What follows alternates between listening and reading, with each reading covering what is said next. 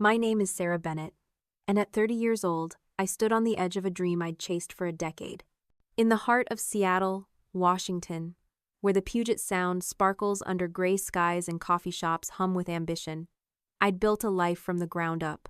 10 years of relentless work, 2 jobs, and a stubborn refusal to let go of my vision had brought me to a savings account holding $400,000.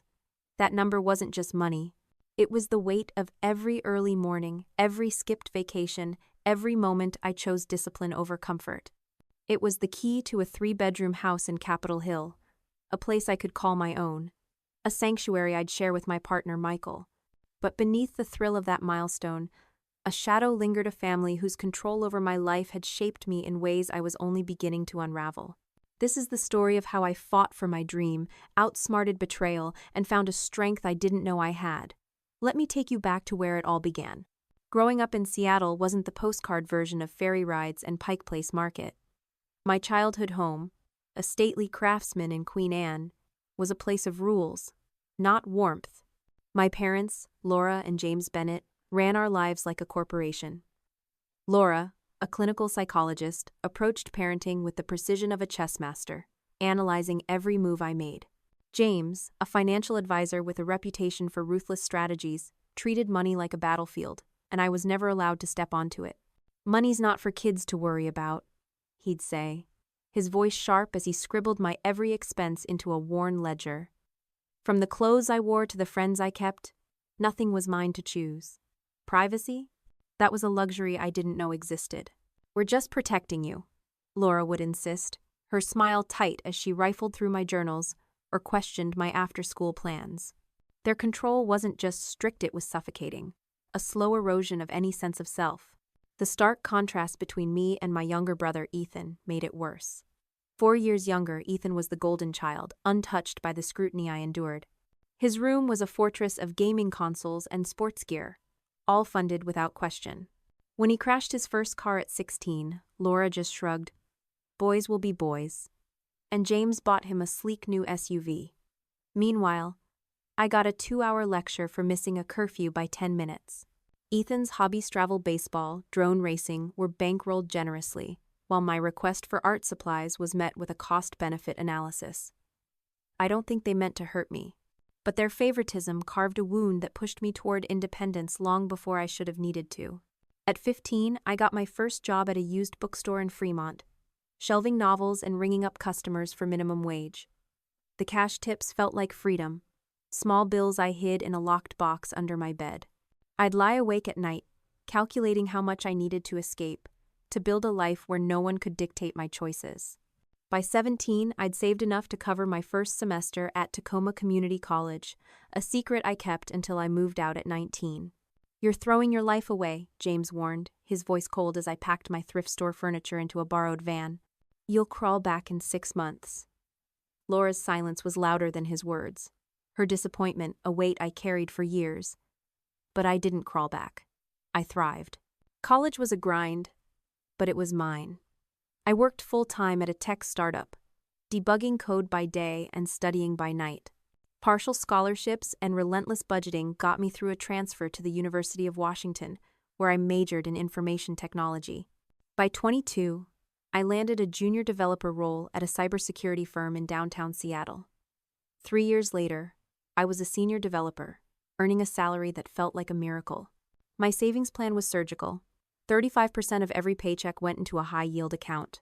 Bonuses, tax refunds, even the $50 I made tutoring coding on weekends, all of it fed my dream. I lived with roommates in a cramped Belltown apartment, drove a 2008 Honda with a rattling muffler, and cooked rice and bean dinners to stretch every dollar. My spreadsheet was my lifeline, projecting the exact month I'd hit $400,000 for a down payment and an emergency fund. Every cell in that document was a brick in the foundation of my future. I wasn't just saving money, I was building a mindset. Each year, I celebrated a financial freedom day, a quiet ritual where I'd treat myself to a single latte and reflect on my progress. I even coded a budgeting app, a side project that gamified my savings goals and later became a tool I shared with friends. It wasn't about the money itself. It was about control, about proving to myself, and maybe to my parents, that I could shape my own life. That drive wasn't just practical. It was emotional. A rebellion against the years I'd spent under their thumb. Every dollar saved was a step away from their rules, their ledger, their judgment. Meeting Michael changed everything. We connected at a tech conference in San Francisco 3 years ago, bonding over bad conference coffee and a shared love for open-source software. Michael, a UX designer with a quick laugh and a knack for seeing the world through others' eyes, understood my hunger for independence without needing me to explain it. After a year of dating, we moved in together, splitting rent on a tiny studio in Pioneer Square. His presence didn't just make life brighter, it made my savings goal closer. Shared expenses meant more money for my account, and his encouragement pushed me to start house hunting 6 months ago, even though I was $10,000 short. Seattle's market isn't slowing down, he said, his logic cutting through my hesitation. We can't wait for perfect. We spent weekends touring open houses, narrowing our wish list. 3 bedrooms, a home office for my coding projects, a kitchen we could cook in together, a small yard for a future dog, and a commute that wouldn't crush our souls. Capitol Hill, with its tree-lined streets and vibrant energy, felt like home. When we found a 1920s bungalow listed at $395,000, my heart raced. The hardwood floors gleamed under skylights, and the kitchen had a butcher block island perfect for Sunday pancakes. "This could be our office," Michael said, standing in the smallest bedroom, his eyes bright with possibility. "And that yard? It's begging for a garden." For the first time, I let myself imagine a life that wasn't just a plan on a spreadsheet, a home, a partnership, a future no one could take away. My parents, predictably, weren't thrilled. During a rare phone call, James dismissed homeownership as a trap for your generation. Laura chimed in. "You're too young to settle down. Focus on your career." Their words stung, but I'd learned to keep my plans vague. "I'm doing fine," I'd say, deflecting their probes about my finances. I didn't tell them about the house, the offer I was preparing, or the pre-approval letter from my bank. Maybe that's why I didn't notice the warning signs sooner, the way James mentioned the bungalow's charming porch during a family dinner, a detail I'd never shared. I brushed it off, assuming Michael had let it slip. Looking back, that moment was the first crack in the trust I didn't even know I still had. I wasn't naive. I'd built my life on caution, on double-checking locks and passwords. But I never imagined the threat would come from the people who raised me. The dream I'd worked for, the house I could almost touch, was about to be tested by a betrayal so deep it would change me forever. Yet, in that test, I'd find a resilience I didn't know I possessed, a strength forged in a decade of grit and dreams. If you've ever fought for something you believed in, if you've ever had to claw your way to freedom, stick with me. This journey is for you. In the shadow of Seattle's evergreen hills, my childhood unfolded not as a tapestry of carefree days, but as a tightly scripted play, directed by my parents, Laura and James Bennett. Their control over my life was not just strict, it was absolute, a force that shaped every corner of my existence in our Queen Anne craftsman home. I'm Sarah Bennett, and the story of how I fought to reclaim my future from their betrayal begins in those early years, where the seeds of my resilience were sown in the cracks of their unyielding grip. The weight of their expectations, the sting of their favoritism toward my younger brother Ethan, and the quiet rebellion that grew inside me, define the girl who would one day stand up to them. Let me take you back to the home where privacy was a myth, and my dreams of freedom first took root. Our house, with its polished wood floors and bay windows, looked like a haven from the outside, nestled among Seattle's misty streets. But inside, it was a fortress of rules. Laura, a clinical psychologist, wielded her expertise like a scalpel, dissecting my choices with clinical precision. "We're shaping you for success," she'd say, her voice calm but unyielding as she decided which books I could read or which friends were suitable.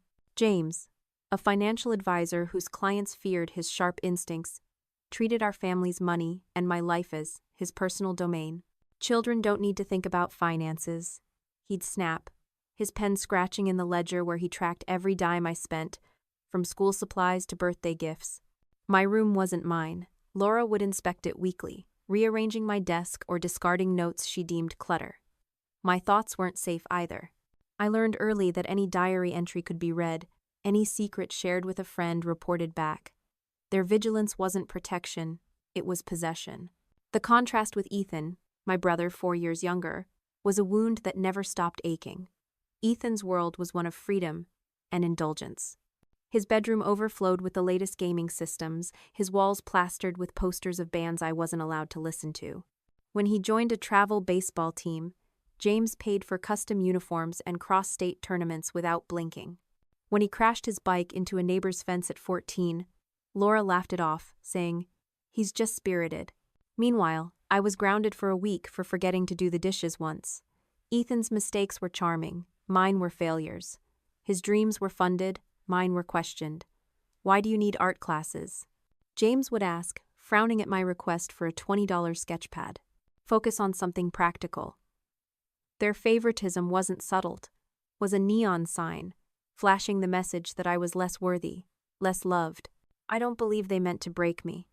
Laura's psychology training made her believe she could mold me into her vision of perfection. James's obsession with control stemmed from a childhood of poverty he rarely spoke of, a fear that any misstep could plunge us into chaos. But intent doesn't erase impact. Their rules stripped away my sense of self, leaving me to wonder who I was outside their expectations. By 12, I felt like a guest in my own life, tiptoeing through their script to avoid criticism. Yet, in that suffocation, I found a spark of defiance. I started coding in secret, teaching myself Python from library books James didn't approve of. I'd hide my notes in a hollowed-out textbook, a small act of rebellion that felt like breathing. Coding became my sanctuary, a language where I could create without their oversight. At 15, I took a bigger step. I got a job at a quirky bookstore in Fremont, shelving dog-eared novels and chatting with customers about sci-fi classics. The work was exhausting, but the tip-scrumpled dollar bills stuffed into a jar were mine. I hid them in a locked tin under a loose floorboard, counting each one like a promise of escape. Those late-night calculations, scribbled in a coded notebook Laura couldn't decipher, were my first taste of agency. I dream of a life where no one could veto my choices, where I could buy a sketch pad or a concert ticket without justifying it. That job wasn't just money, it was a lifeline, proof I could survive outside their walls. When Laura found out and demanded I quit, "It's distracting from your studies," I stood my ground for the first time. "I'm keeping it," I said, my voice shaking but firm. Her shock was fleeting, but it was a victory I carried like armor. School offered another escape. I joined the debate team, not because I loved arguing, but because it taught me to defend myself, to articulate my thoughts under pressure. Those Saturday tournaments in Tacoma, where I'd face off against kids twice as confident, built a resilience my parents couldn't touch. I learned to anticipate objections, to counter with logic, a skill that would save me years later. But even there, their control followed. Laura would quiz me on my arguments, twisting my words until I doubted myself. James refused to pay for team fees, so I used my bookstore earnings, another quiet rebellion. Every speech I gave, every point I won, was a step toward the person I wanted to be, not the one they demanded. Ethan's role in our family haunted me. I didn't hate him, he was just a kid, caught in the same warped dynamic. But his freedom magnified my confinement. When he got a new drone for his 13th birthday, I was tasked with cleaning the garage to earn my keep. When he stayed out late with friends, I was interrogated about my whereabouts. I'd watch him laugh with Laura, her face soft in a way it never was with me, and feel a pang of longing for a mother I didn't have. Yet, Ethan's privilege also clarified my path. If they wouldn't give me freedom, I'd take it. By 17, I'd saved $3,000, enough for my first semester at Tacoma Community College. I applied in secret, forging Laura's signature on the forms, a risk that terrified me but felt necessary. When I told them I was moving out at 19, James's face darkened. "You'll fail without us," he said. Laura's silence was worse, a void where support should have been. But their doubt only fueled me. Those early years weren't just about control, they were about survival. I learned to hide my light, to protect my dreams in coded notebooks and locked tins. I learned that love could coexist with harm, that parents could wound without malice. And I learned that my worth wasn't tied to their approval. The girl who coded in secret, who argued in debate halls, who counted tips under moonlight, she was building a foundation no one could shake. That foundation would carry me through the betrayal to come, through the moment I discovered my parents hadn't just controlled my childhood, but had invaded my adulthood, using tracking software to steal the future I'd built. If you've ever felt trapped by those who were supposed to lift you up, if you've ever had to fight for the right to be yourself, this story is for you. The pain of my childhood wasn't the end, it was the beginning of a strength that would change everything. Stay with me as I share how I broke free, faced the unthinkable, and turned my scars into a legacy of hope. The moment I drove away from my parents' Queen Anne Craftsman in Seattle, my thrift store furniture rattling in the back of a borrowed van, I felt the air shift. At 19, I wasn't just leaving a house, I was breaking free from a life scripted by Laura and James Bennett, my parents, whose control had suffocated me for years. I'm Sarah Bennett, and this is the chapter of my story where I built a life on my own terms, brick by painstaking brick. From a cramped Tacoma apartment to a senior developer role in Seattle's tech scene, from secret savings to a love that reshaped my future, every step was a declaration of independence. But even as I carved out my freedom, the shadow of my parents' influence lingered, waiting to test the strength I'd fought so hard to forge. This is how I learned that breaking free isn't a single leap, it's a journey of quiet victories, hard choices, and the courage to believe in yourself when no one else does. Leaving home wasn't glamorous. My first apartment in Tacoma, a 400 square foot studio shared with 2 roommates, smelled of mildew and had a faucet that dripped endlessly. But it was mine. The $3,000 I'd saved from my bookstore job in Fremont covered the deposit and my first semester at Tacoma Community College. I'd applied in secret, forging Laura's signature on the forms, my heart pounding with the fear they'd find out. When I told them I was moving out, James's voice was ice. "You'll be begging to come back." Laura's silence cut deeper, her eyes cold with disappointment. Their doubt was a weight, but it also lit a fire. I wasn't just proving them wrong, I was proving myself right. College was a grind, balancing full-time classes with a job at a tech startup, where I debugged code until my eyes burned. I lived on instant noodles and secondhand clothes, every dollar stretched to cover tuition or rent. But each paycheck, each passing grade, felt like a brick in a wall between me and their control. My saving strategy was born in those lean years. I funneled 35% of my income into a high-yield savings account, a habit I'd started at 15 when I hid tips in a tin under my floorboard. I built a spreadsheet that tracked every cent, projecting when I'd hit my goal of $400,000 for a house down payment and emergency fund. It wasn't just numbers, it was a promise to myself that I'd never be trapped again. To stay motivated, I created a budgeting app, a side project that gamified my goals with progress bars and milestones. I called it Freedom Fund, and though I shared it with friends, it was really for me a digital reminder that I was in charge. I also started a podcast, Cents and Cents, recording episodes in my closet about financial tips for students. It was small, with maybe 50 listeners, but each download felt like a connection to others chasing their own freedom. Those projects weren't just hobbies, they were lifelines, proof I could create something my parents couldn't touch. At 21, I transferred to the University of Washington in Seattle, majoring in information technology. Partial scholarships and my startup job kept me afloat, but the city's Energit's coffee shops buzzing with coders, its skyline framed by Mount Rainier pushed me forward. I'd walk through Pike Place Market on weekends, dreaming of a home where I could cook fresh salmon from the stalls, where no one could inspect my shelves or question my guests. By 22, I landed a junior developer role at a cybersecurity firm in downtown Seattle, a job that felt like a miracle after years of scraping by. 3 years later, I was a senior developer, my salary climbing to 6 figures. I celebrated quietly, not with champagne, but with a financial freedom day, a ritual I'd started in college. I'd buy a latte from a Fremont cafe, sit by the water, and reflect on how far I'd come. Those moments weren't about money, they were about reclaiming the self my parents had tried to erase. My relationship with Laura and James remained a tightrope.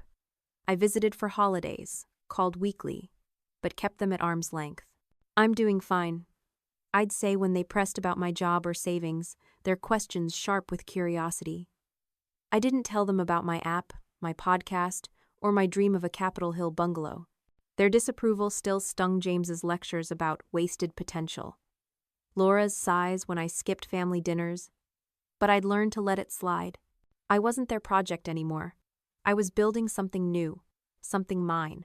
That clarity gave me the strength to keep going, even when their voices echoed in my head, whispering I'd never be enough.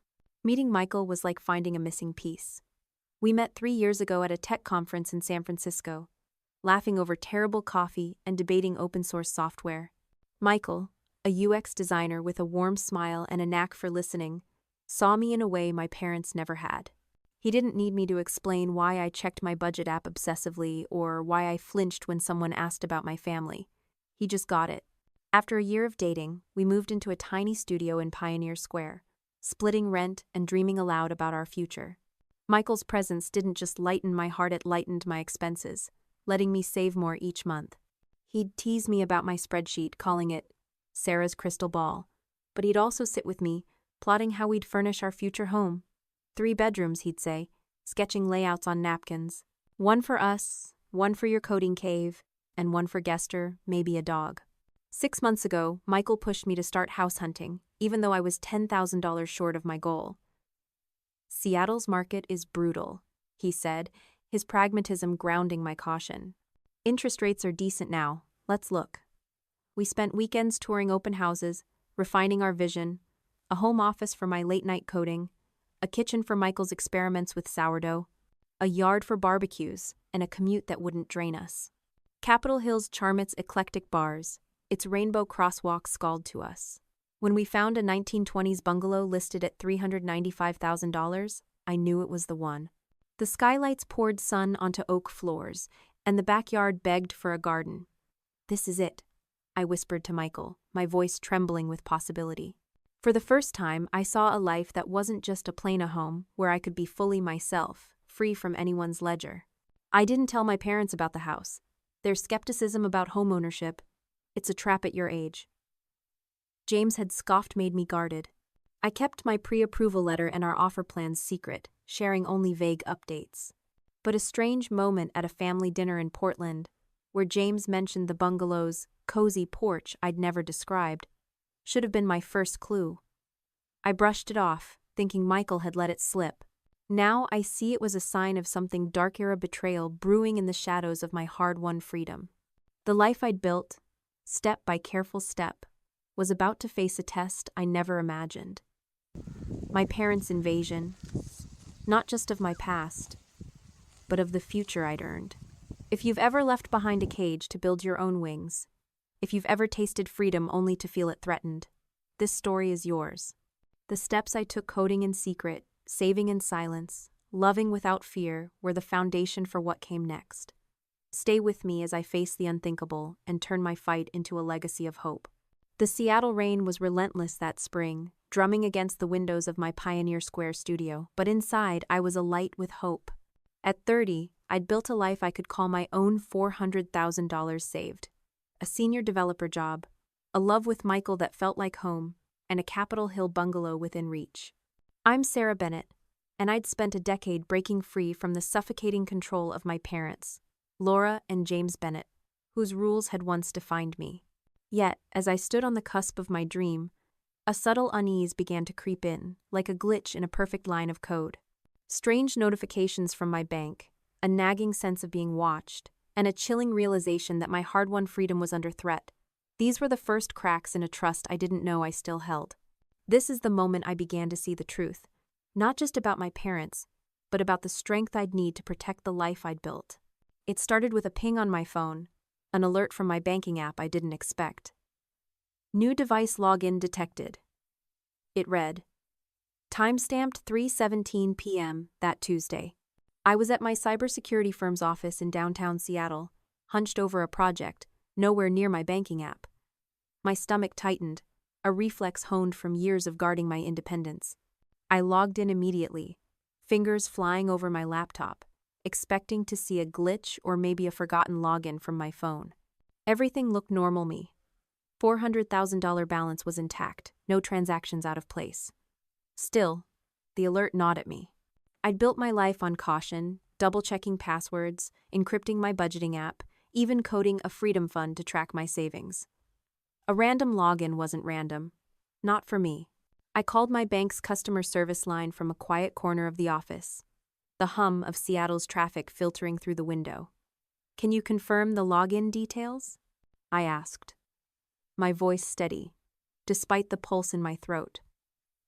The representative, polite but clinical, verified my identity before responding. "Yes, Miss Bennett, we show a login at 3:17 p.m. from an IP address in Washington State. It's not linked to your registered devices. Washington State. Close. Too close." "Any transactions?" I pressed. "None," she assured me. "Would you like to lock your account or change your password?"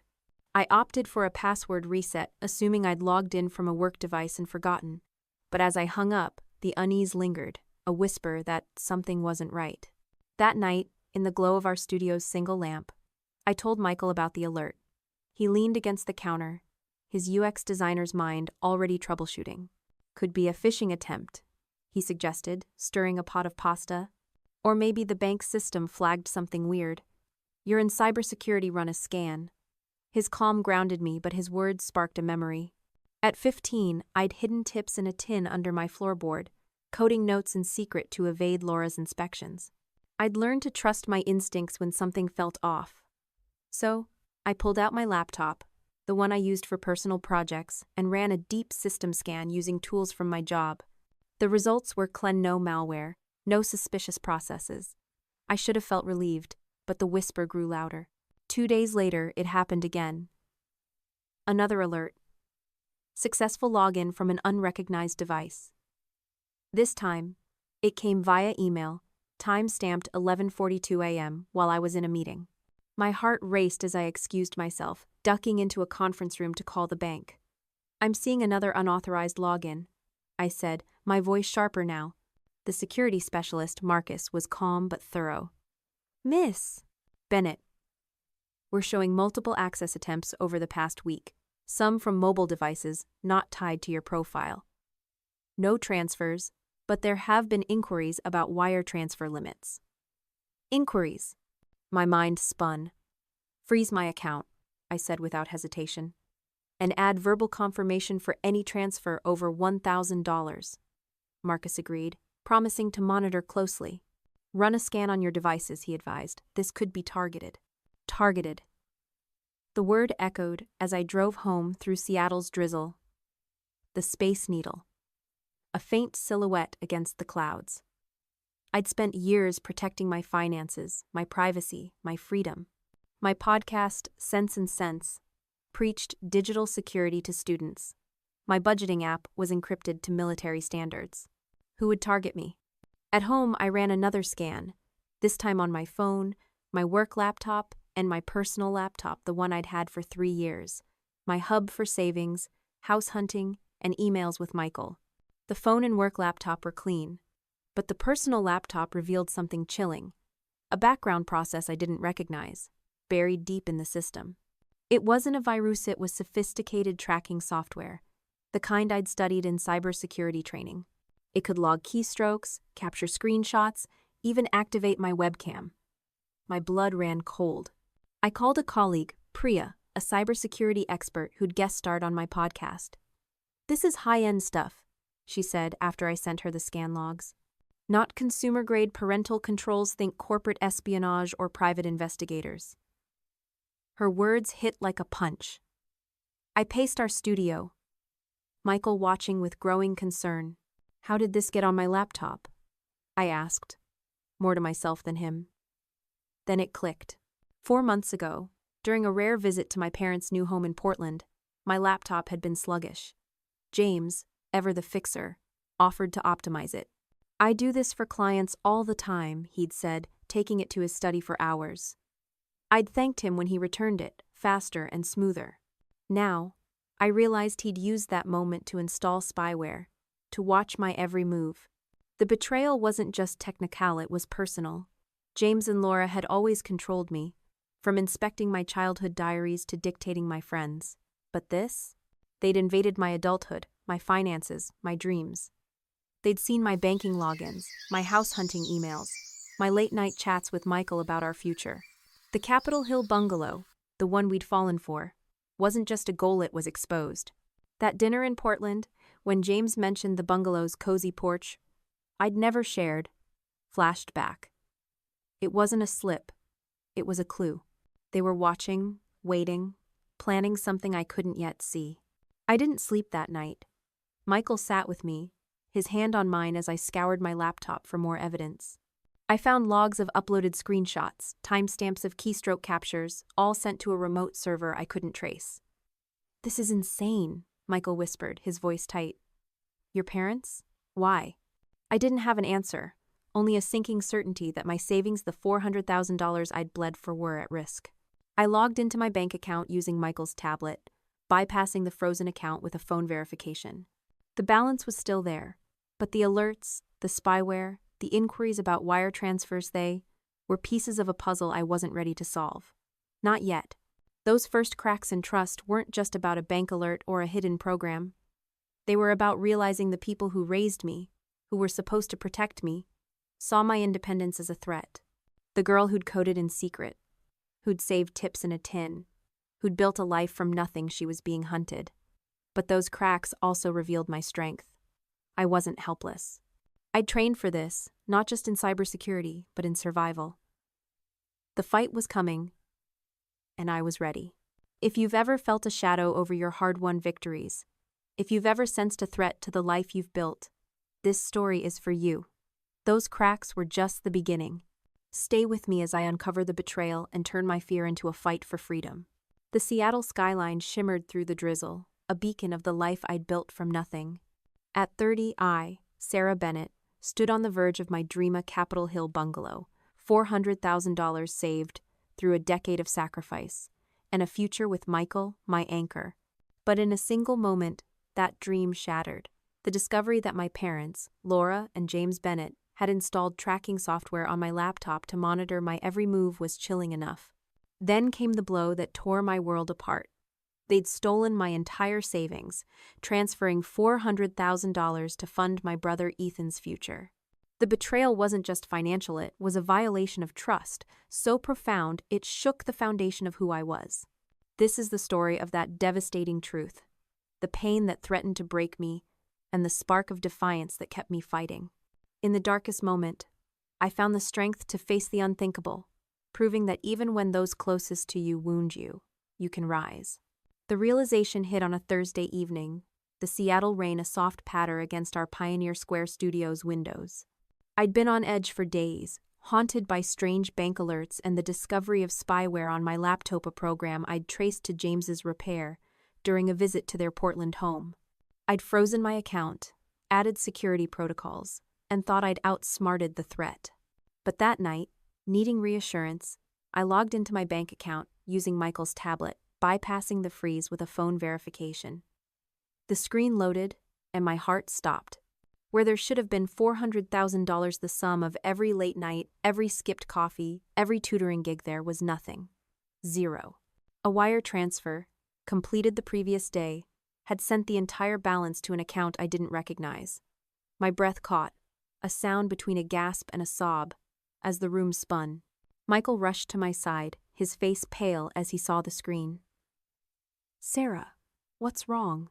he asked, gripping my shoulders. "It's gone," I whispered, my voice barely audible. "Everything. 10 years of savings, our house, our future, it's all gone." He took the tablet, scanning the details with a designer's precision.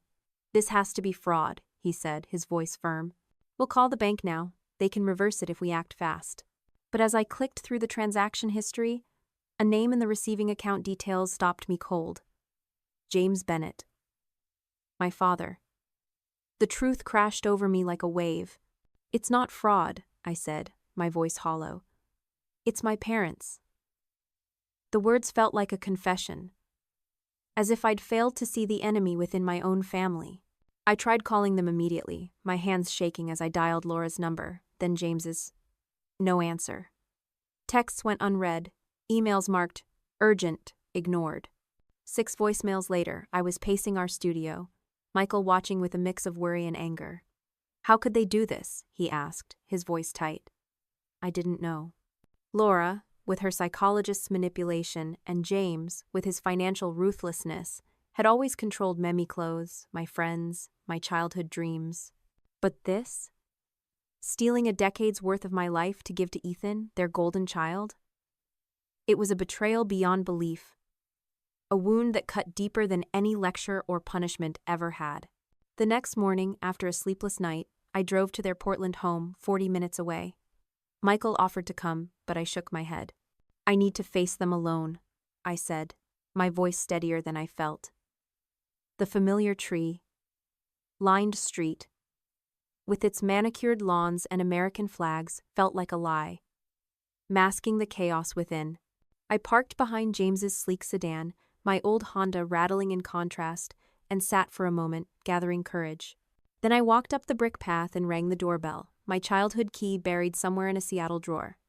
Laura answered, her expression shifting from surprise to a practiced neutrality.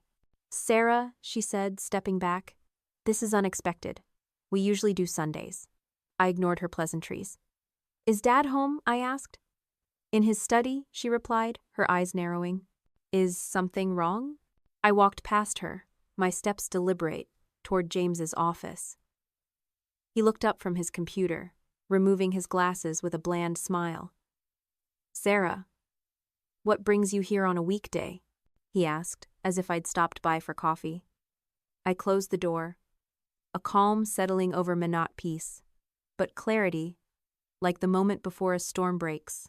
"I know what you did," I said, my voice even. "You installed tracking software on my laptop when you fixed it, and you transferred $400,000 from my savings account to yours." His face flickered not guilt, but surprise, as if he hadn't expected me to uncover it so soon. Then his expression hardened. "Sit down," he said, gesturing to the chair where I'd endured countless childhood lectures. I stayed standing. "Where is my money?" I demanded. Laura entered, closing the door softly. "James," she said quietly. "She knows." "Of course she knows," he replied, his tone dismissive. "Sooner than we planned, but it changes nothing." He turned to me. "The money is safe.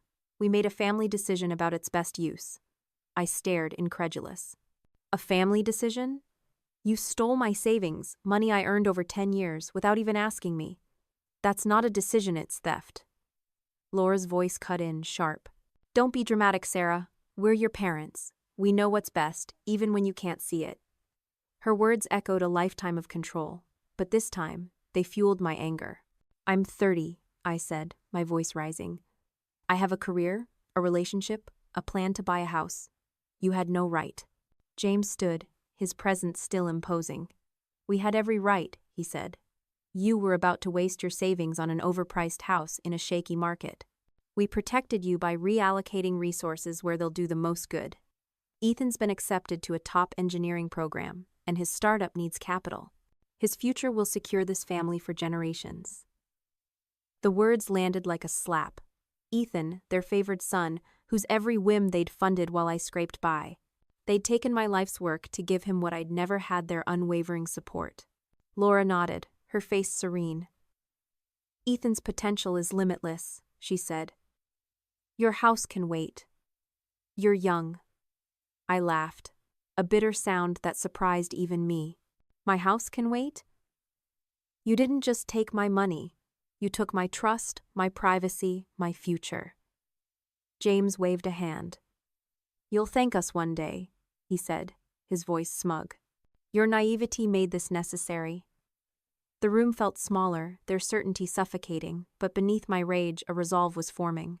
They thought they'd won, that I was still the girl they could control. They were wrong. I didn't know how I'd fight back, but I knew I would. The spyware, the transfer, their cold justification, it was a violation. But it wasn't the end. The girl who'd hidden tips in a tin, who'd coded in secret, who'd built a podcast to empower others, she was still here. My parents had underestimated me, and that was their mistake. The Capitol Hill bungalow, the life I'd planned with Michael, the freedom I'd earned, they weren't gone. They were worth fighting for. If you've ever been betrayed by those you trusted most, if you've ever had to rebuild from ashes, this story is for you. This betrayal was my darkest moment, but it was also the spark that lit my fight. Stay with me as I take back what's mine and turn pain into power. The Seattle rain had stopped, leaving a rare, clear sky that mirrored the resolve hardening in my chest. I'm Sarah Bennett. And at 30, I'd just uncovered a betrayal that shook my world. My parents, Laura and James Bennett, had used tracking software to steal $400,000 from my savings account, the fruit of a decade's sacrifice, to fund my brother Ethan's future. Their smug justification that I was naive, that Ethan's dreams trumped my own cut deeper than the theft itself. But they didn't know the whole story.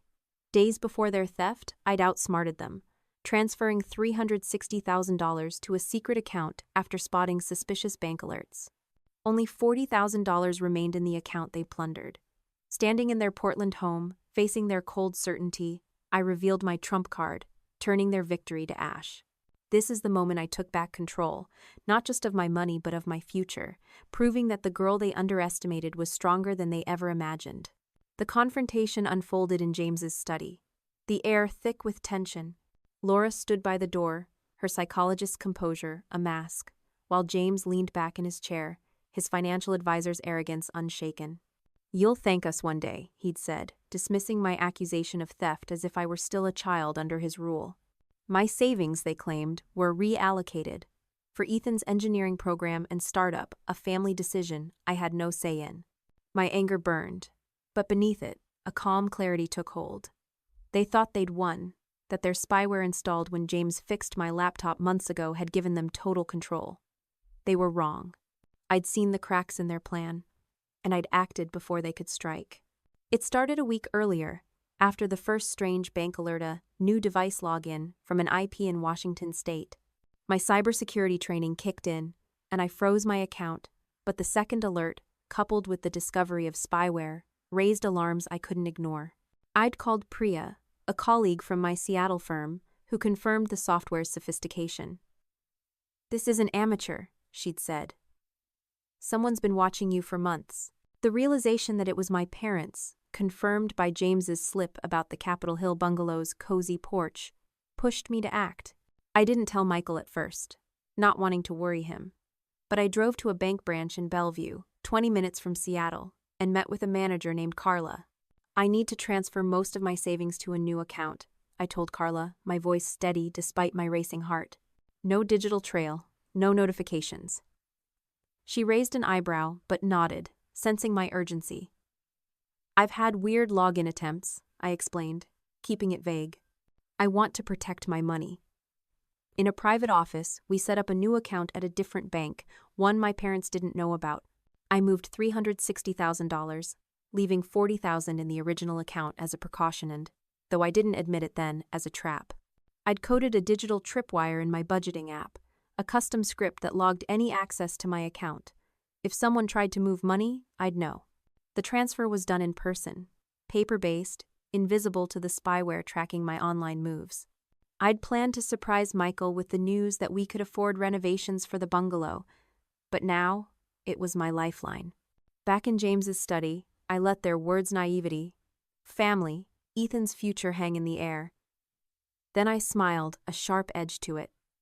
"You didn't get what you think you got," I said. James's brow furrowed. "What are you talking about?" Laura's composure faltered, her hands tightening. "That $400,000 you took?" I continued. "It was only $40,000. Last week, after I noticed strange activity, I moved $360,000 to a secure account at a different bank. One you don't know about." The color drained from James's face, his certainty crumbling. "That's impossible," he stammered. "We monitored your account. There were no transfers." I nodded.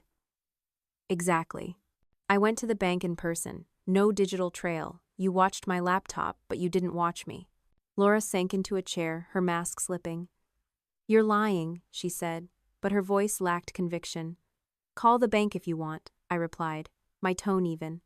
"Though I wouldn't, if I were you. It'll only draw attention to what you've done."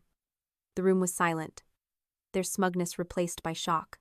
I felt a surge of power, not just from outsmarting them, but from reclaiming my agency. They'd invaded my privacy, stolen my money, but they hadn't broken me. The girl who'd hidden tips in a tin at 15, who'd coded in secret to escape their control, had grown into a woman who could outmaneuver them.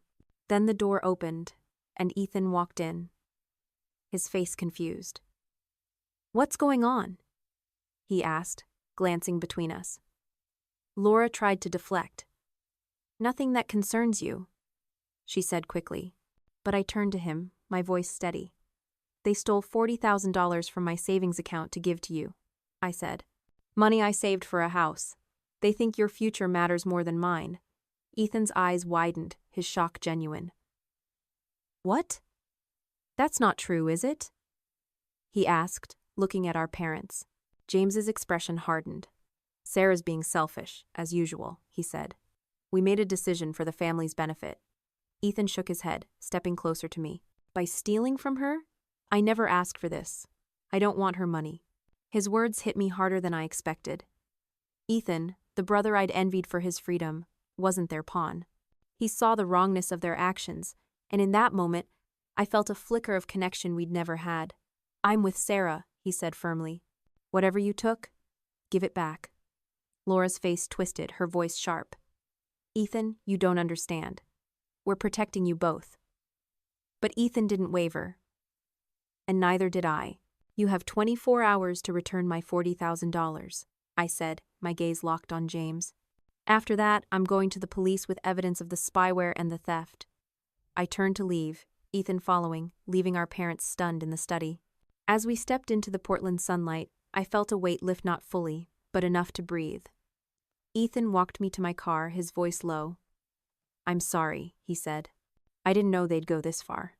I'll help you fix this." I nodded, too raw to speak. Driving back to Seattle, the Space Needle looming in the distance, I replayed the confrontation. Outsmarting them hadn't erased the pain, the violation of my privacy, the theft of my trust, but it had given me power. I'd coded a trap, moved my money, faced them head on. The Capitol Hill bungalow, the life with Michael. The freedom I'd built, they were still within reach. That night, I hosted a virtual call with close friends, sharing my plan to pursue legal action. Their support messages of outrage, offers to testify bolstered me. I also posted an anonymous update on my podcast's forum, warning about digital privacy. The responses poured in, stories of others betrayed by family, reinforcing that I wasn't alone. The fight wasn't over, but I was ready. My parents thought they'd controlled me, but I'd outsmarted them, and that was just the beginning. If you've ever had to stand up to those who tried to take your power, if you've ever turned betrayal into strength, this story is for you. I took back my future, and I'm not done fighting. Stay with me as I seek justice and build a legacy from the ashes. The Seattle courthouse loomed under a gray sky, its stone facade as unyielding as the truth I sought within its walls. I'm Sarah Bennett, and at 30, I'd faced a betrayal that cut deeper than any wound. My parents, Laura and James Bennett, had installed tracking software on my laptop and stolen $0 from my savings account, believing they could control my future as they had my childhood. Outsmarting them by securing $360,000 in a secret account had given me a foothold, but the fight wasn't over. Now, in a courtroom overlooking Puget Sound, I stood ready to reclaim not just my money, but my dignity. This is the story of my battle for justice, a grueling clash of evidence and emotion, where I faced my parents' defiance, my brother Ethan's unexpected alliance, and the weight of a lifetime's pain. Through it, I learned that justice isn't just a verdict, it's a declaration of who you are. The decision to sue wasn't easy. After confronting Laura and James in their Portland home, their refusal to return the $40,000 and their smug justification that it was for Ethan's limitless potential left me no choice. Back in Seattle, I found Rachel Carter, a lawyer specializing in familial financial abuse, through a colleague's recommendation. Her office, tucked in a Belltown high-rise, was small but sharp, lined with case files of others who'd fought similar battles. "This is theft. Plain and simple," Rachel said, her voice steady as she reviewed my evidence. "Bank statements, spyware logs, and my coded tripwire script that had caught their unauthorized access. But it's also fraud and invasion of privacy. We'll hit them hard." Her confidence bolstered mine. But as I signed the legal papers, a knot formed in my chest. Suing my parents meant exposing a lifetime of control to the world, risking judgment from family, friends, and strangers. Yet, the alternative, letting them erase my decade of sacrifice, was unthinkable. The legal process began with an emergency injunction to freeze the $40,000 in James's account, preventing them from moving or spending it. Rachel filed a civil suit in Seattle's King County Superior Court, charging theft, fraud, unauthorized computer access, and invasion of privacy. My evidence was ironclad. Priya, my cybersecurity colleague, provided a detailed analysis of the spyware, pinpointing its installation to James's repair session in Portland. Bank records showed the wire transfer, and my tripwire logs confirmed unauthorized logins. Ethan's written statement, decrying our parents' actions and their favoritism toward him, was a surprise I hadn't expected. "I never asked for Sarah's money," he wrote. "What they did was wrong." His words, raw and honest, were a bridge between us, mending years of distance. Laura and James didn't back down. They hired Victor Langston, a high-profile Portland attorney known for defending wealthy clients in financial disputes. His counterclaim was a masterclass in deflection. They alleged I'd borrowed money from them during college, with a verbal agreement to repay, and the $40,000 was merely settling that debt. The lie stung, a fabrication that painted me as ungrateful and irresponsible. "I've been financially independent since 19, I told Rachel, my voice shaking with anger. "I never borrowed a dime." She nodded, unflappable. "We'll bury this with evidence," she said. "Your bank records, tax returns, even your podcast episodes about financial independence, they all show you've stood on your own." The case drew attention beyond our family. A Seattle Times article, without naming me, highlighted digital privacy violations in family disputes, sparking online debates about parental overreach. My inbox filled with messages, support from friends, shock from distant relatives, and criticism from Laura's sister, Aunt Claire, who wrote, "Family issues should stay private. You're tearing us apart." Her words echoed Laura's old manipulations, but I refused to waver. This wasn't about family harmony, it was about accountability. Michael became my rock, taking days off to attend meetings with Rachel, organizing our evidence, and holding me when the stress overwhelmed me. "You're not destroying anything," he'd whisper. "You're standing up for what's right." The deposition was the hardest day. Sitting across from Laura and James in a sterile conference room, Victor Langston's questions were relentless. "Isn't it true you ignored your parents' financial advice, risking your savings on a volatile housing market?" he asked, his tone dripping with condescension. Rachel had coached me to stay calm. "They expressed opinions," I replied. "But opinions don't justify stealing my money or installing spyware." Langston pressed harder, implying I was vindictive, that my strained relationship with my parents drove me to fabricate claims. I met his gaze. "The evidence speaks for itself," I said.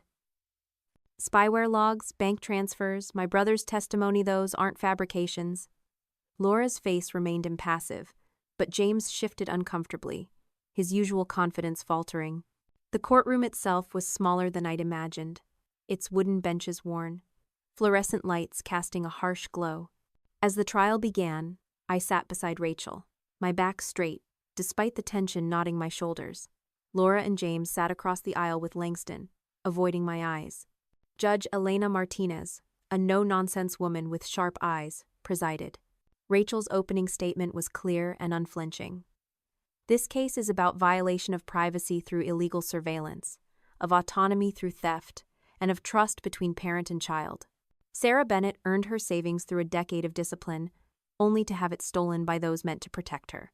Langston countered with a narrative of parental concern, painting Laura and James as experienced advisors, saving me from a reckless home purchase. His words twisted my truth, but the evidence was my shield. My testimony was a tightrope. Under oath, I recounted my journey coding in secret at 15, saving tips in a tin, building a career from nothing. I described the spyware's discovery, the bank alerts, the moment I saw my account at zero. "Losing that money wasn't just financial," I said, my voice steady. "It was losing a decade of my life, my trust in my family." Langston's cross-examination was brutal, questioning my financial acumen compared to James's expertise. "Didn't your parents warn you about the housing market?" he asked. They had opinions, I replied, but they never said, "We're taking your money for Ethan." That wasn't a warning, it was theft.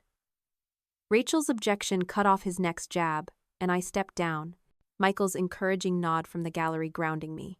Priya's testimony was devastating for their defense. She detailed the spyware's capabilities: keystroke logging, screenshot uploads, webcam activation, calling it corporate-grade surveillance, not parental software. Her timeline matched James's access to my laptop, leaving no room for doubt.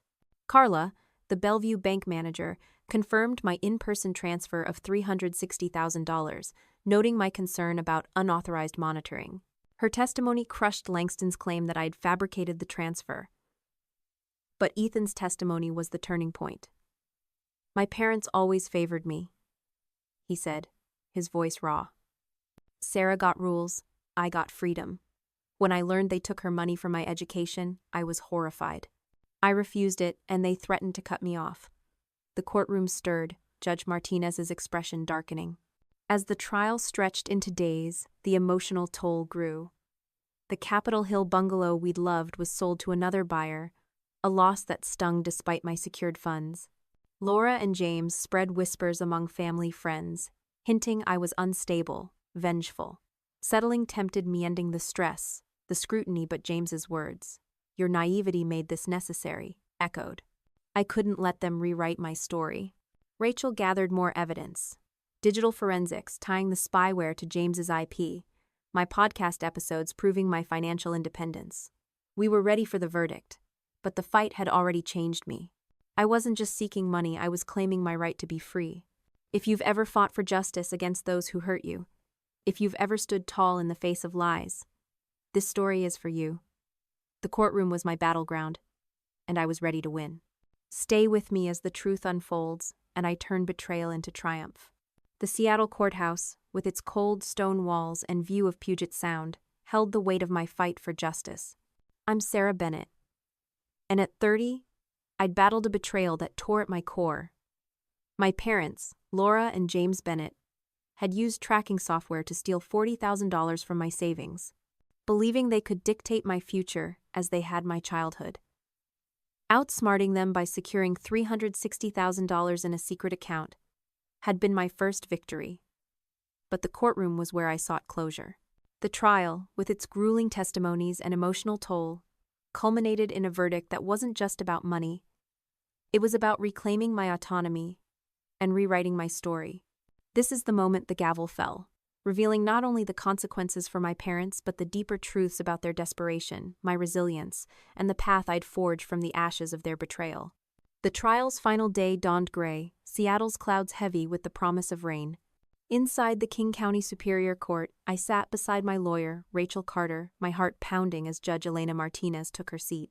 Laura and James sat across the aisle with their attorney, Victor Langston, their faces unreadable. The gallery held Michael, my rock, and Ethan, my brother, whose testimony had shifted the case. Rachel's closing argument was a beacon of clarity. Sarah Bennett built her life through discipline and sacrifice, only to have it violated by those meant to protect her. This wasn't a mistake, it was a calculated theft enabled by illegal surveillance. The court must affirm that no one, not even parents, can claim ownership over an adult's autonomy. Langston's closing was subdued, leaning on Laura and James's good intentions and community standing, but his words felt hollow against the evidence. Judge Martinez's voice cut through the tension. In the case of Bennett versus Bennett, this court finds in favor of the plaintiff. The words landed like a thunderclap. She ordered Laura and James to return the $40,000 plus $60,000 in punitive damages, citing egregious violations of privacy, fraud, and theft. A permanent injunction barred them from accessing my financial accounts or devices. The parent-child relationship does not grant a license to control an adult's assets, she said, her gaze fixed on my parents. Miss Bennett's independence is a testament to her strength. The defendant's actions, executed with sophisticated surveillance, are deeply troubling. She concluded by referring the case to the district attorney for potential criminal charges, though prosecution would be their call. Laura's shoulders slumped and James's face paled, their facade of control shattered. The verdict was a victory, but it didn't erase the pain.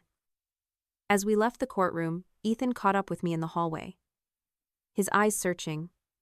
"Are you okay?" he asked. I paused, the question heavier than it seemed. "Not yet," I said honestly. "But I will be." His nod was quiet, a shared understanding of the family we'd lost, and the bond we were rebuilding. Outside, Seattle's drizzle began, and Michael pulled me close, his warmth grounding me. "You did it," he whispered. I nodded, but the weight of the fight lingered. The $100,000 I'd won, $40,000 returned. $60,000 in damages restored my financial goal, but the emotional scars were raw.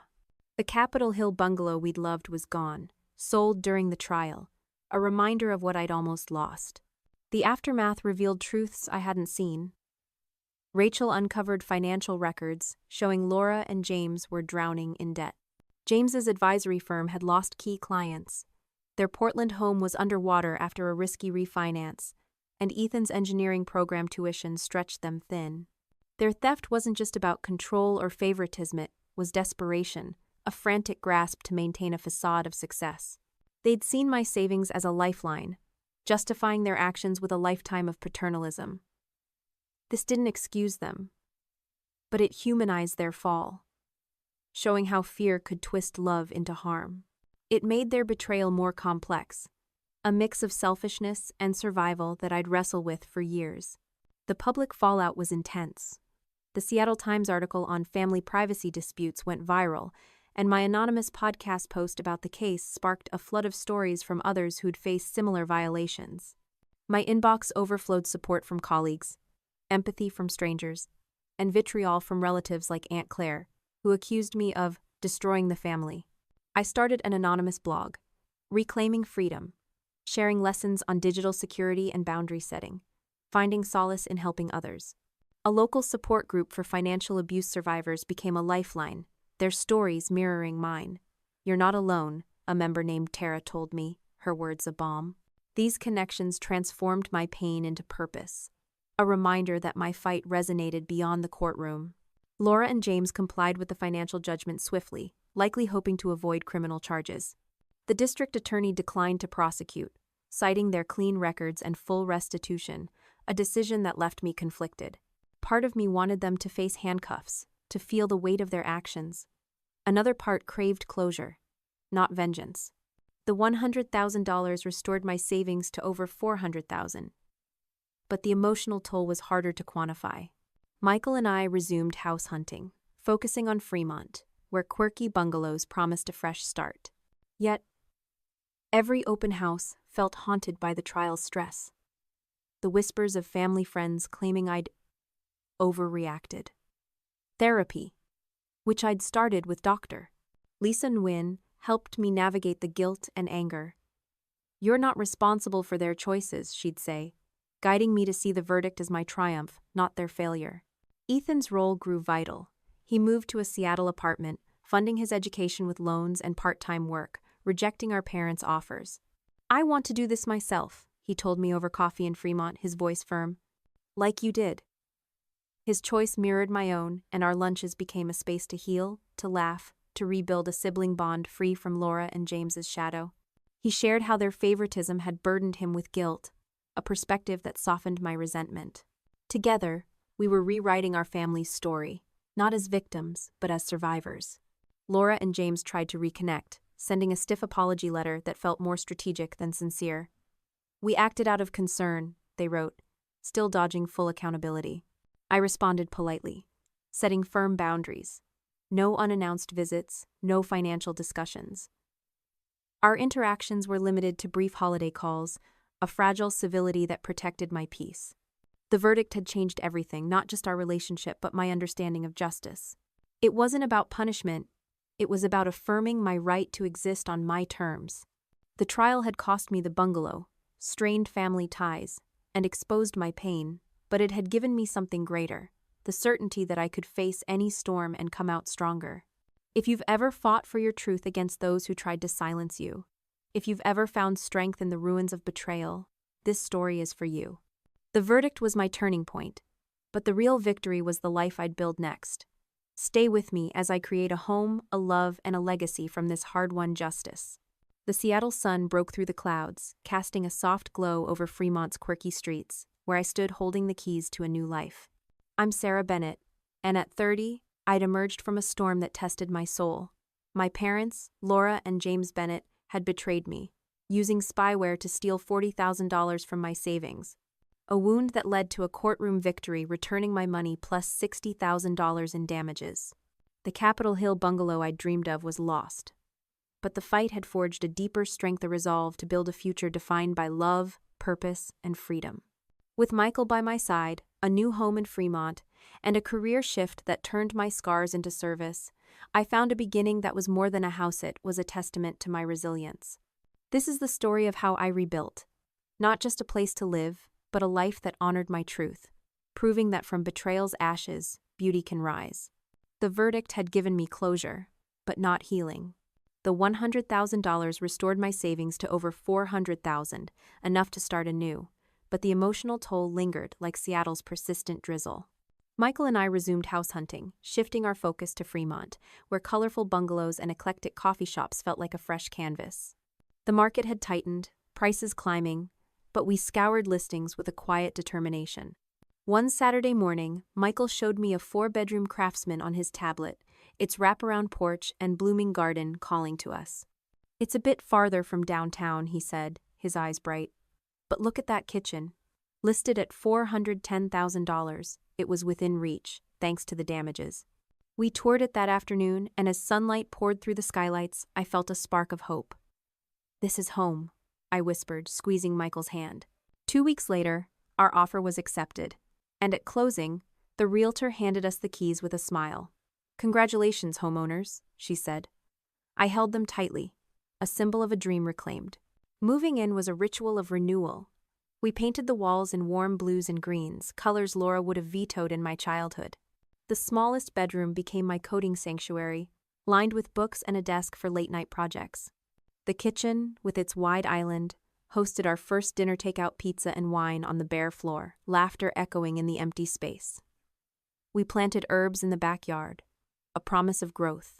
I hosted an open house for friends, colleagues, and podcast listeners, turning our home into a community hub. Priya, my cybersecurity ally, brought a houseplant. Ethan, now living in Seattle, gifted us a framed photo of Puget Sound. The night was filled with stories and music, a stark contrast to the sterile control of my parents' Portland home. This house wasn't just wall-sit, was a sanctuary, a space where I was free to be myself. Michael's love was the heartbeat of this new chapter. One crisp evening, as we walked through Gasworks Park, the Seattle skyline shimmering across Lake Union, he stopped under a willow tree. "I've been waiting for the right moment," he said, his voice nervous, pulling a velvet box from his pocket. Inside was a simple silver ring, its understated beauty mirroring our bond. "After everything, the trial, the house, all of it, I know you're who I want to build a life with. Will you marry me?" Tears blurred my vision as I nodded, letting him slip the ring onto my finger. "Yes," I said, pulling him into a kiss that tasted of promises. We planned a small wedding in our backyard, a celebration of love that no betrayal could dim. Ethan would be my person of honor, a role that cemented our newfound closeness. Michael's proposal wasn't just a commitment, it was a declaration that our future was ours to shape. My career took a bold turn, driven by the trial's lessons. The publicity from the case, amplified by the Seattle Times and my blog, Reclaiming Freedom, caught the attention of a cybersecurity startup. They offered me a role developing tools to protect individuals from digital surveillance, a mission that felt personal. "Your story makes you perfect for this," the CEO said during my interview. "You understand the stakes." I accepted, leaving my firm to focus on software that could have saved me from James's spyware. I also expanded my podcast, Sense and Sense, into a workshop series called Digital Defenders, teaching students and families about online privacy. At a community college in Tacoma, I shared my story, watching young faces light up with empowerment. One student, Maya, emailed me later. "You made me check my laptop's security. I found a tracker my ex installed. Thank you." Her words were a reminder that my pain had purpose, protecting others from the violation I'd endured. Ethan's growth mirrored my own. Living in a modest Seattle apartment, he funded his engineering degree with loans and a barista job, rejecting our parents' financial strings. Over lunch at a Fremont cafe, he shared his plans for a sustainable tech startup, his eyes alight with independence. "You showed me how to stand on my own," he said, his voice thick. Our conversations, once strained by Laura and James's favoritism, were now honest, a sibling bond rebuilt on mutual respect. His choice to break free echoed mine, a quiet rebellion against the control that had shaped us both. Laura and James remained a distant presence. Their apology letter, sent post-verdict, was formal, lacking the remorse I needed. I set clear boundaries: no unannounced visits, no financial meddling, limited contact at neutral events. Therapy with Dr. Lisa Wynn helped me navigate the grief of a fractured family. "You're not obligated to forgive," she said. "Focus on what nourishes you." That focus led me to our home, to Michael, to my work. I wrote a song, Unchained, about my journey, performing it at a local open mic. The applause, small but warm, felt like a release, a way to alchemize pain into art. The house became a living testament to our resilience. We hosted potlucks, game nights, even a coding club for neighborhood kids, turning our space into a haven for connection. My blog grew, inspiring a free ebook on digital security, downloaded thousands of times. These acts, writing, teaching, building community, were my way of reclaiming power, proving that Laura and James's betrayal hadn't defined me. As I stood on our porch, watching Fremont's streets bustle, I felt a peace I'd never known. The trial had taken the Capitol Hill bungalow, but it had given me something greater, a home where love, not control, reigned. If you've ever rebuilt from betrayal, if you've ever found joy in the wake of pain, this story is for you. This house, this love, this purpose, they're my new beginning. Stay with me as I turn my scars into a legacy of hope. The Fremont sun dipped low, painting the Seattle sky in hues of gold as I stood on the porch of my new home. A 4-bedroom craftsman that held more than wall-sit held my reclaimed freedom. I'm Sarah Bennett, and at 30, I'd walked through fire. My parents, Laura and James Bennett, had betrayed me, using spyware to steal $40,000 from my savings, a wound that led to a courtroom victory and a new beginning with Michael, my fiancé, and a career that turned scars into service. The journey from that betrayal to this momenta home, a love, a purpose, wasn't just about recovery, it was about transformation. This is the story of the lessons I've learned, the legacy I'm building, and the call to others to claim their own power. From the ashes of pain, I've forged a life that honors my truth, proving that even the deepest wounds can birth a purpose that lights the way for others. The trial's verdict, delivering $100,000 and a permanent injunction against Laura and James, was a legal triumph, but the deeper victory was internal. The betrayal had exposed a lifetime of control: Laura's psychological manipulations, James's financial dominance, their favoritism toward my brother Ethan, but it also revealed my strength. I'd outsmarted them, securing $360,000 before their theft, and fought for justice with evidence and resolve. Yet healing wasn't in the money or the gavel's fall, it was in the choices I made after. Therapy with Dr. Lisa Nguyen taught me that forgiveness isn't about excusing harm, but freeing yourself from its weight. "You don't need their apology to move forward," she said, her words a compass. I chose to let go of anger, not for them, but for me, redirecting my energy to a life of meaning. One lesson stood above all: independence is power. At 15, hiding tips in a tin under my Fremont floorboard, I'd learned to guard my dreams. That instinct saved me when I moved $360,000 to a secret account, outwitting Laura and James's spyware. Financial independence wasn't just about money. It was about agency, the right to shape my future without permission. My podcast, Sense and Sense, became a platform to share this, growing from 50 listeners to thousands after I shared my story anonymously. I launched Secure Your Future, a free workshop series at Seattle colleges, teaching students to budget, encrypt data, and set boundaries. At a University of Washington session, a student named Javier approached me, eyes bright. "I started saving because of you," he said. I want to be free like you. His words were a mirror, reflecting the impact of turning pain into guidance. Digital security became my crusade.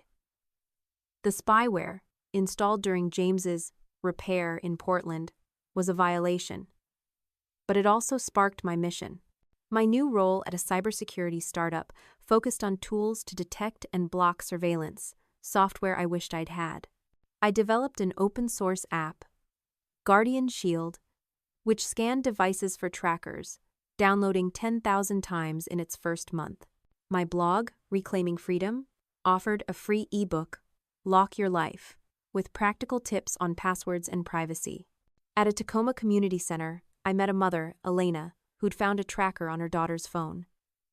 "Your app saved us," she said, tears in her eyes. Each story fueled me, proving that my betrayal could protect others. I also joined a Seattle support group for financial abuse survivors, sharing strategies and finding kinship. "Your fight gives us courage," a member named Tara said, her words a reminder that my voice mattered. Setting boundaries was another hard-won lesson. Laura and James's post-verdict apology, formal and shallow, didn't erase their actions. I maintained strict limits, no unannounced visits, no financial discussions, only brief contact at neutral events like Ethan's graduation. Dr. Wynne helped me see boundaries as self-love, not rejection. "You're protecting your peace," she said. This clarity shaped my home, a Fremont sanctuary where Michael and I hosted potlucks, coding clubs, and open mics, creating a space free from control. When Laura sent a housewarming gift vase with a note saying, "We hope you see this worked out," I donated it, refusing their narrative. My peace wasn't theirs to define. Ethan's transformation deepened my healing. Living in Seattle, funding his engineering degree with loans, he rejected our parents' strings, echoing my path. Over Fremont coffee, he shared his sustainable tech startup, his independence a quiet rebellion. "You showed me what's possible," he said. Our bond now a partnership of equals. His guilt over their favoritism, once a wedge, became a bridge, uniting us as survivors. We plan to co-host a digital defenders workshop, blending his engineering skills with my cybersecurity expertise, a testament to our shared growth. Love, with Michael, was my anchor. Our engagement at Gasworks Park, his silver ring a promise, grounded me through the trial's aftermath. Planning our backyard wedding Ethan as my person of honor. Friends from our open house as witnesses felt like a celebration of resilience. Michael's support, from organizing trial evidence to painting our Fremont home, showed me love as partnership, not possession. One night, cooking salmon in our kitchen, he said, "This is what we fought for." His words were truth. Our home, our love, was the future I'd defended. Purpose emerged from pain. My song, Unchained, performed at a Fremont open mic, wove my journey into lyrics of defiance and hope, earning cheers that felt like absolution. I launched a social media campaign, Own Your Future, encouraging stories of financial and emotional independence. Thousands joined, posting about leaving toxic jobs, escaping controlling families, or securing their digital lives. A follower, Mia, wrote, "Your story made me leave an abusive relationship. I'm saving for my own place now." Her message, among hundreds, was my Legacia ripple effect of empowerment. The trial's public echo amplified my impact. The Seattle Times article sparked national discussions on family privacy, and my blog posts were cited in tech journals. I spoke at a cybersecurity conference in San Francisco, sharing how personal betrayal drove my professional mission. "Privacy isn't just technical," I said. "It's human." The standing ovation was humbling, a sign that my story resonated beyond me. I partnered with a Tacoma domestic violence shelter, teaching survivors to secure their devices, recognizing financial control as abuse. Each workshop, each download of Guardian Shield, each Own Your Future post was a brick in a legacy bigger than my pain. As I reflect on this journey, I see a truth. Betrayal doesn't define you, your response does. Laura and James sought to control me, but they unleashed a strength I didn't know I had. The girl who coded in secret, who saved tips in a tin, who fought in a Seattle courtroom, she's now a woman building a life of impact. My Fremont home, with its herb garden and laughter-filled nights, is proof that love and freedom can flourish after loss. My work, protecting others from digital harm, is my answer to their violation. My bond with Ethan, my love with Michael, my community, they're the family I've chosen, built on trust, not control. If you've ever faced betrayal, if you're fighting to claim your power, this story is for you. Your pain can become purpose. Set boundaries, guard your independence, use your voice. Share your story on my blog, in your community, with someone who needs hope. Download Guardian Shield, join number Own Your Future, or start your own freedom fund. You're not alone, and your fight matters. Stay with me, not just in this story, but in the journey to build a life that's yours, unapologetically. In the heart of Seattle, where the Puget Sound glimmers and the Space Needle pierces the sky, Sarah Bennett's story unfolds a saga of resilience, betrayal, and redemption that resonates with anyone who's ever fought for their freedom.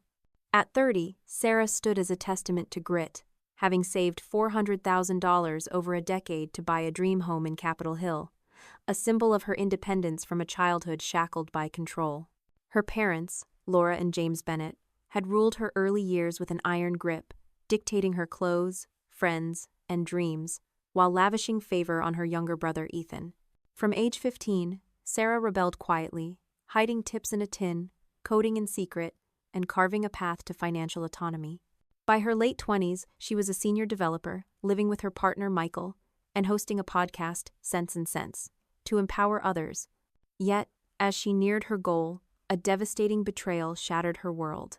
Laura and James had installed spyware on her laptop, stolen $40,000 from her savings, and justified it as a family decision to fund Ethan's future. Sarah's journey from that moment of heartbreak to a life of purpose is a powerful narrative of reclaiming power, rewriting family ties, and transforming pain into a legacy that lights the way for others. The betrayal was a seismic shock. Discovering the spyware planted during James's repair in Portland and the theft of $40,000, Sarah faced a violation that went beyond money. It was an assault on her trust, her privacy, and the decade she'd spent escaping her parents' control. But Sarah was no victim. Days before the theft, her cybersecurity instincts had prompted her to transfer $360,000 to a secret account, a move that outwitted her parents' scheme. Confronting them in their Portland home, she revealed her foresight, turning their smug victory to dust. Their justification that Ethan's engineering program and startup were worth more than her dream only fueled her resolve. Ethan's unexpected support, rejecting their actions and standing by Sarah, marked a turning point, forging a sibling bond free from their parents' shadow. The fight for justice took Sarah to Seattle's King County Superior Court, where she faced Laura and James's defiance and their high-powered attorney, Victor Langston. Armed with ironclad evidence of spyware logs, bank records, her coded tripwire script, and Ethan's testimony, Sarah's lawyer, Rachel Carter, dismantled their lies. The verdict was a triumph. $40,000 returned, $60,000 in damages, and a permanent injunction barring Laura and James from her financial life.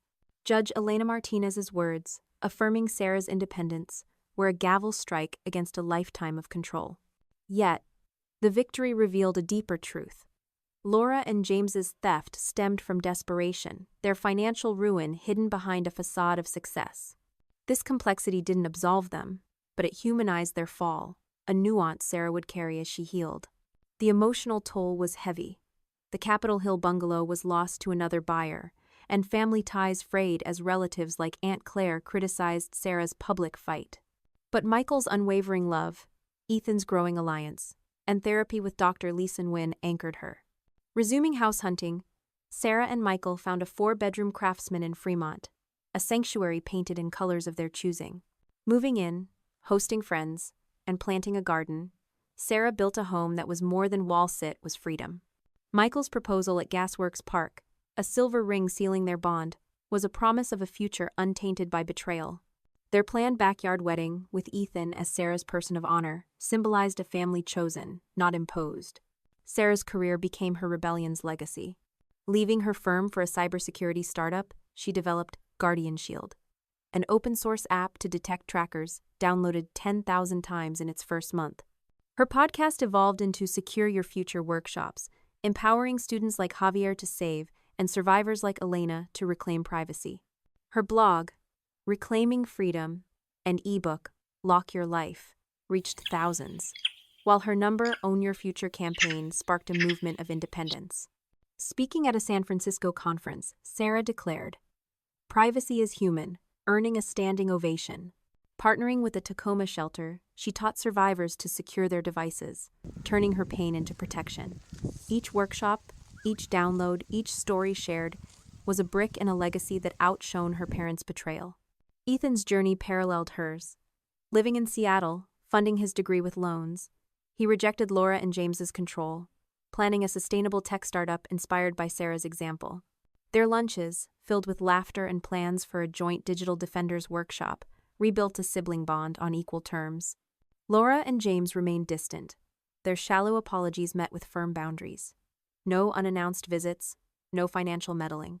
Therapy helped Sarah see forgiveness as self-liberation, not absolution for them.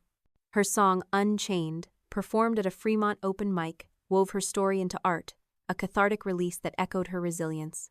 The lessons from Sarah's journey are profound, offering a roadmap for anyone navigating betrayal or control. First, independence is your greatest armor. Sarah's financial discipline, honed from age 15, saved her dream. Her cybersecurity skills outwitted her parents. In today's world, this means budgeting fiercely, securing your digital life with tools like strong passwords or apps like Guardian Shield, and trusting your instincts when something feels off. Start a freedom fund, even if it's $10 a week, to build a safety net no one can touch. Second, boundaries are self-love. Sarah's limits with Laura and James protected her peace, a lesson for anyone facing toxic family dynamics. Say no to overreach, whether it's financial demands or emotional manipulation, and surround yourself with chosen family friends, partners, communities who honor your truth. Third, pain can birth purpose. Sarah's betrayal fueled a mission to protect others, from workshops to open-source tools. In your life, channel hardship into impact. Volunteer, mentor, or share your story to lift others. If you've faced abuse or control, join support groups or advocate for change, turning scars into service. Finally, resilience is a choice. Sarah's refusal to let betrayal define her building a home, a love, a legacy shows that you can rise, no matter the wound. Practice small acts of defiance. Write a song, start a blog, or simply say, "This is my life." Today, with digital threats and family pressures ever present, Sarah's story urges vigilance and courage. Check your devices, guard your savings, and know your worth isn't tied to others' approval. Sarah's Fremont home, filled with laughter and herbs, is her triumph. Her love with Michael, her bond with Ethan, her work saving others, they're her answer to betrayal. For you, her story is a call. Claim your power, set your boundaries, and turn your pain into purpose. Share your journey, join number Own Your Future, and build a life that's unapologetically yours. Sarah did, and so can you.